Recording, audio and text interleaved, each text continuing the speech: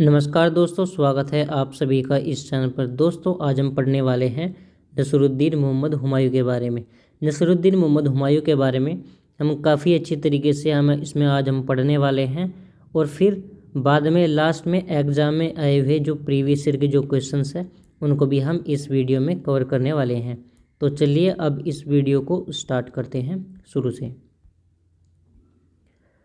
तो दोस्तों, सबसे पहले इसमें देखते हैं कि जो नसरुद्दीन जो हुमायूं था, हुमायूं का पूरा नाम क्या था। हुमायूं का पूरा नाम था नसरुद्दीन मोहम्मद हुमायूं, और इसका जो जन्म था ये 6 मार्च 1508 को काबुल में हुआ था। और इनके जो पिता थे उनका नाम था बाबर, जो मुग़ल साम्राज्य के संस्थापक थे। और इनकी जो माता थी, इनकी माता का नाम था माहम बेगम।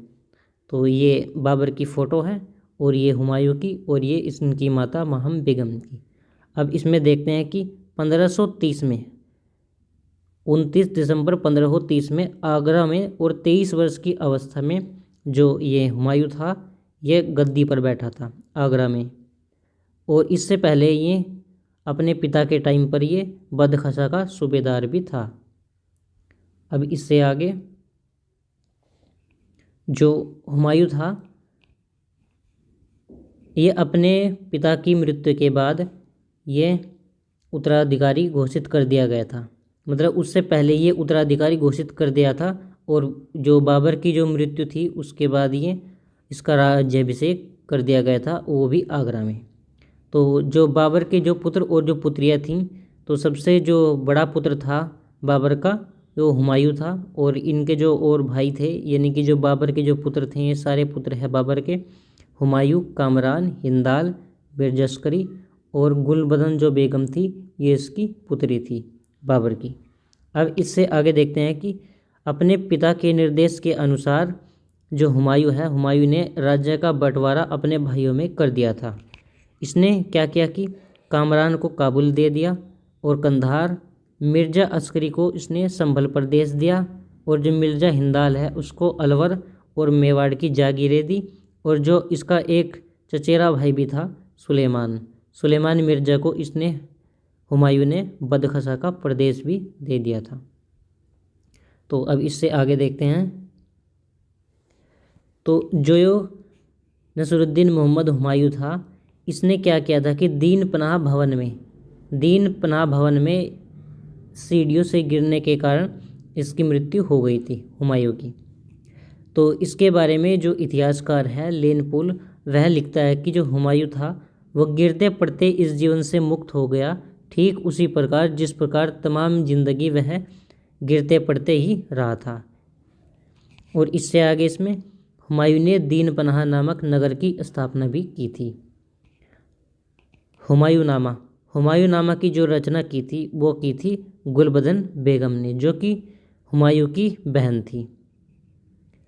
हुमायूं जो था ये ज्योतिष में विश्वास करता था, इसलिए इसने 7 दिन 7 रंग के अलग अलग रंगों के कपड़े पहनने के इसने नियम बनाए थे। अब देखते हैं इसमें हुमायूं के द्वारा लड़े गए जो युद्ध है। सबसे जो पहला युद्ध लड़ा था हुमायूं ने, कलिंजर का आक्रमण, 1531 में इसने इस युद्ध को किया था। तो कलिंजर का जो आक्रमण किया था इसने, ये हुमायूं का पहला सैन्य अभियान था। और इस युद्ध में जो कलिंजर का जो शासक था वो था उस टाइम पर प्रताप रुद्रदेव।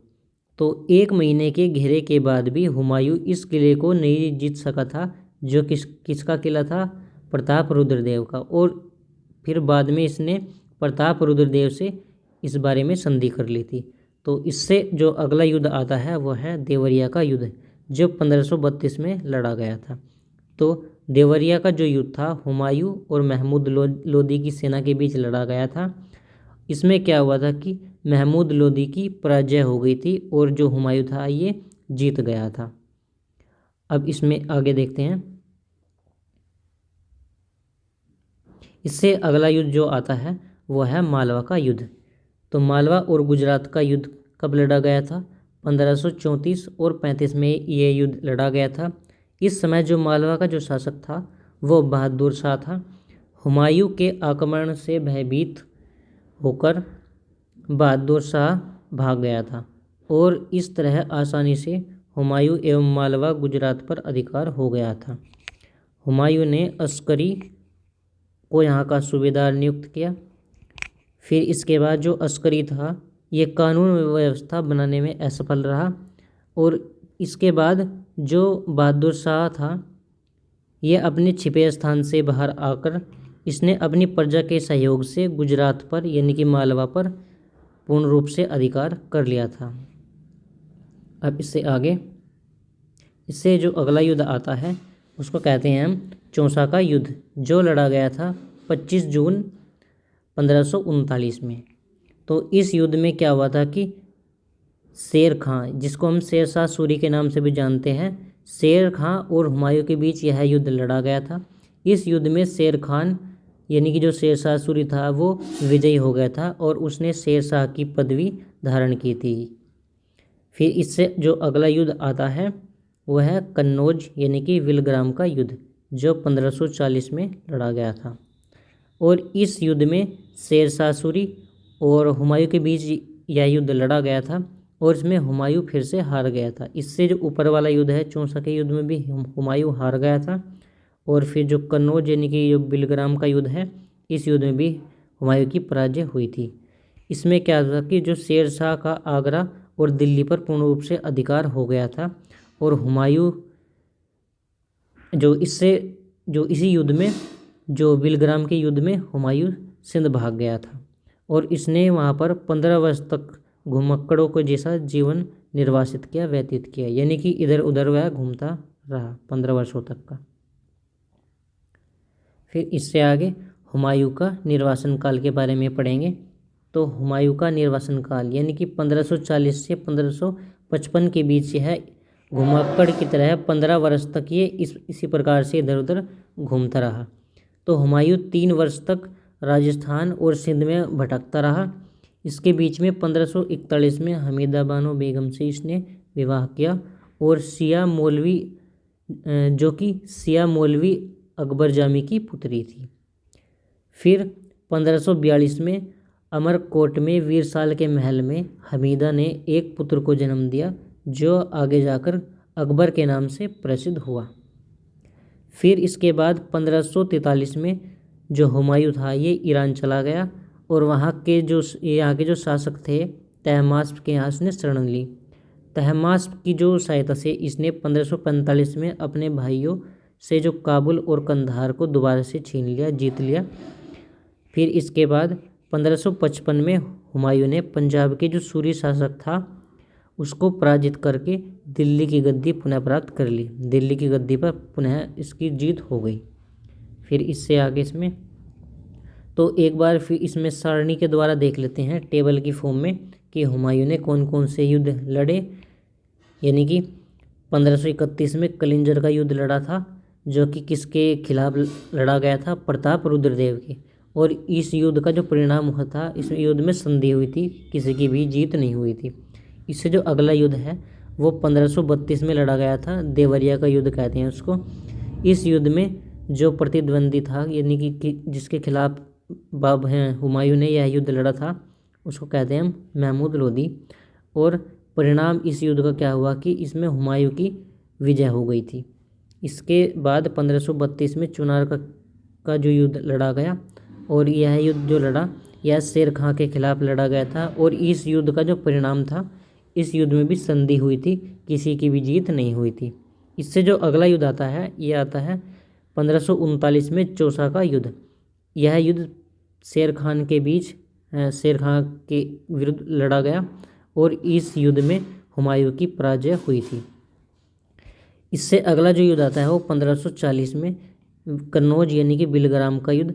यह युद्ध शेर खां यानी कि शेर शाह सूरी के बीच और हुमायूं के बीच लड़ा गया था और इस युद्ध में फिर हुमायूं की दोबारा से पराजय हुई थी। तो फिर 1555 में मच्छीवाड़ा का युद्ध हुआ जो कि इब्राहिम सूर वंश के जो इब्राहिम सूर है उसके खिलाफ लड़ा गया था और इसमें हुमायूं जीत गया था। 1555 में सर हिंद का युद्ध लड़ा गया था सिकंदर सूर के खिलाफ। तो इसमें हुमायूं की दोबारा से फिर विजय हो गई थी। अब देखते हैं हम इससे आगे। अब कर लेते हैं हम प्रीवियस ईयर के क्वेश्चंस। तो चलिए अब एक एक करके क्वेश्चंस को अटेम्प्ट करते हैं। सबसे पहले आप क्वेश्चंस को अटेम्प्ट करना, फिर बाद में आंसर देखना। तो सबसे पहला जो क्वेश्चन है यह है, हुमायूं का जन्म कब और कहाँ पर हुआ था। तो इस क्वेश्चन का जो सही आंसर है ऑप्शन ए, 6 मार्च 1508 में काबुल में हुमायूं का जन्म हुआ था। दूसरा जो क्वेश्चन है, दिल्ली की गद्दी पर बैठने से पहले हुमायूं कहाँ का सूबेदार था। तो जो हुमायूं था ये बदखशा का सूबेदार था अपने पिता हुमायूं जो बाबर के समय में। इससे जो तीसरा क्वेश्चन आता है कि निम्न में से उसे चिन्हित कीजिए जो हुमायूं के भाइयों में से एक नाम नहीं था। तो हुमायूं के भाइयों में से कौन नहीं था, तो ऑप्शन ए सही है इसमें, उस्मान हुमायूं का भाई नहीं था। अब जो अगले क्वेश्चन है, तो जो चौथे नंबर का क्वेश्चन है, तो हुमायूं ने अली अकबर जामी की पुत्री जो के साथ 29 अगस्त 1541 को निकाह किया था, वह कौन थी। ये थी हमीदा बानो बेगम। तो हमीदा बानो बेगम के साथ इसने 1541 में निकाह किया था।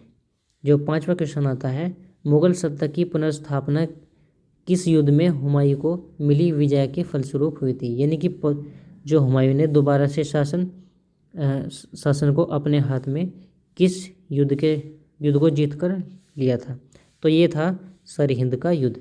सरहिंद का युद्ध लड़ा था इसने 1555 में, और फिर इसने दोबारा से शासन प्राप्त किया था। इससे जो अगला आता है क्वेश्चन, छठा क्वेश्चन, 1555 में सरहिंद के युद्ध में हुमायूं को कौन पराजित हुआ। यानी कि हुमायूं ने किसे पराजित किया। तो हुमायूं ने सिकंदर शाह सूरी को 1555 में सरहिंद के युद्ध में पराजित किया और दोबारा से दिल्ली की गद्दी और आगरा का शासन को प्राप्त कर लिया। इससे अगला जो क्वेश्चन आता है सातवां क्वेश्चन, तो सातवां क्वेश्चन ये कहता है कि दिल्ली की जो गद्दी पर दोबारा से जो शासन हुआ था वो किस सन में हुआ था। तो 23 जनवरी 1505 में हुमायूं ने दोबारा से सरहिंद के युद्ध में दिल्ली की गद्दी को पुनः प्राप्त कर लिया था। जो आठवां क्वेश्चन आता है, हुमायूं नामा किसने लिखा था। तो हुमायूं की जो बहन थी गुलबदम बेगम ने ही हुमायूं नामा की रचना की थी। जो नौवां क्वेश्चन आता है, हुमायूं का मकबरा कहाँ पर है। तो हुमायूं का मकबरा ये आगरा में स्थित है। इससे आगे और आप ये देख सकते हैं कि ये किस किस एग्जाम में क्वेश्चंस आए हैं। तो इससे आगे देखते हैं अब। तो 10वां जो क्वेश्चन है, चौसा के युद्ध में 1539 में हुमायूं को किसने पराजित किया। तो हुमायूं को शेर शाह सूरी ने चौसा के युद्ध में, जो कि 1539 को हुआ था, उसने उसको पराजित किया। तो इससे अगला जो 11वां क्वेश्चन आता है, शेर खां यानी कि शेर शाह सूरी और हुमायूं के बीच विलग्राम यानी कि कन्नौज का युद्ध कब हुआ था। तो जो कन्नौज यानी कि विलग्राम का जो युद्ध था यह हुआ था 1540 में। 17 मई 1540 में ये युद्ध हुआ था और इसमें हुमायूं की पराजय हुई थी और वह वहाँ से बाहर भाग गया था। फिर किस युद्ध के पश्चात हुमायूं को हिंदुस्तान से बाहर कर दिया गया था। तो हिंदुस्तान से बाहर ये विलग्राम यानी कि चौसा के, ये विलग्राम और कन्नौज के युद्ध, विलग्राम या फिर कन्नौज के युद्ध को हारने के बाद जो हुमायूं था ये हिंदुस्तान से बाहर भाग गया था। तो इससे आगे, तो दोस्तों इस वीडियो में सिर्फ इतना ही है। तो अब मिलते हैं अपनी और नेक्स्ट वीडियो में। यदि दोस्तों वीडियो पसंद आई हो तो चैनल को सब्सक्राइब कर लेना और वीडियो को लाइक और शेयर जरूर कर लेना। And thanks for watching.